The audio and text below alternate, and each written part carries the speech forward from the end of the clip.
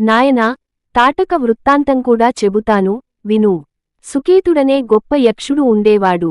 ఆయన బిడ్డలను కోరి గొప్ప తపస్సు చేశాడు.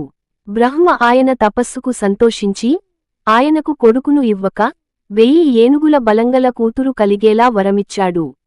బ్రహ్మవర ప్రభావంచేత సుకేతుడికి తాటక పుట్టి పెరగసాగింది. ఆమె యుక్తవయస్సు వచ్చి మంచి అందగత్తెగా తయారైంది. అప్పుడు సుకేతుడు ఆమెను సుందుడనే యక్ష కుమారుడికిచ్చి పెళ్లి చేశాడు. వారిద్దరికీ మారీచుడనే కొడుకు కలిగాడు. వాడు పరాక్రమంలో ఇంద్రుణ్ణి పోలినవాడు, చాలా గర్వంగలవాడు.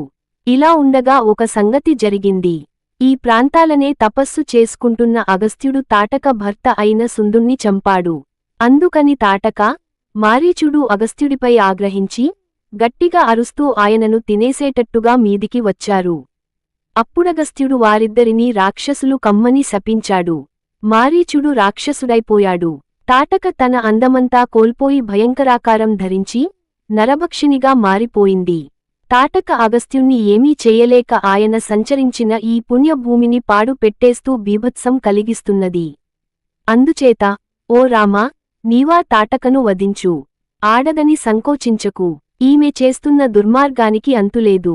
ఈమెను చంపినందువల్ల నీకు కొంచెమైనా పాపం రాదు అని విశ్వామిత్రుడు చెప్పాడు. రాముడు చేతులు జోడించి, మహాముని, మా తండ్రి మీరు చెప్పినదెల్లా చెయ్యమని ఆజ్ఞాపించి మీ వెంట పంపారు. అందుచేత మీ ఆజ్ఞ చొప్పున అలాగే తాటకను చంపుతాను అన్నాడు. ఆ తర్వాత రాముడు బాణంచేత పట్టి దాని తాడును బలంగా లాగి ఖంగు ఖంగుమని మోగించాడు. ఈ చప్పుడు వినపడే సరికి తాటాకా వనంలో ఉండేవారంతా ఉలిక్కిపడ్డారు. తాటక మండిపడి ఆ ధ్వని వినిపించిన వేపు అతి వేగంగా పరిగెత్తుకుంటూ వచ్చింది. అలా తమకేసి వచ్చే తాటకను చూసి రాముడు లక్ష్మణుడితో, చూశావా, లక్ష్మణా, ఈమె ఎంత వికార ఆకారం కలిగి ధైర్యవంతులకు కూడా భీతి కలిగించేదిగా ఉన్నదో. ఈ ఆడదాన్ని చంపటానికి నాకు చేతులు రావటం లేదు. దగ్గరికి రాని, ముక్కు, చెవులు కోసి పొగరు అణచి పంపేద్దాం అన్నాడు. ఆ తాటక ఈ మాటలు విని మరింత ఉగ్రురాలై చేతులు పైకెత్తి రాముడి మీదికే వచ్చి దుమ్ము చిమ్ముతూ రామలక్ష్మణులను కప్పేసి వారిపై రాళ్లవాన కురిపించసాగింది. రాముడు దాని చేతులు రెండూ తన బాణాలతో తెగ్గొట్టాడు. లక్ష్మణుడు అతి కోపంతో దాని ముక్కు, చెవులూ కోసేశాడు. కాని మాయావి అయిన తాటక వాళ్లపై మళ్లీ రాళ్లవాన కురిపించసాగింది. అప్పుడు విశ్వామిత్రుడు, రామా, ఈ పాపాత్మురాలిని దయతలుస్తావేమిటి?